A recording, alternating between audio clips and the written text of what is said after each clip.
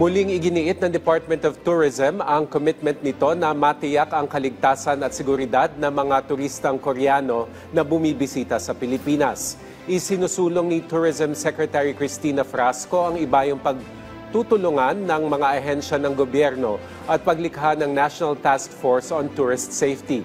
Ayon sa kalihim, noong 2024 ay nanguna ang South Korea sa pinakamaraming turista na nakapunta sa Pilipinas na umabot sa mahigit 1.2 milyon at nakapag-ambag sa pambansang ekonomiya ng $2.3 billion.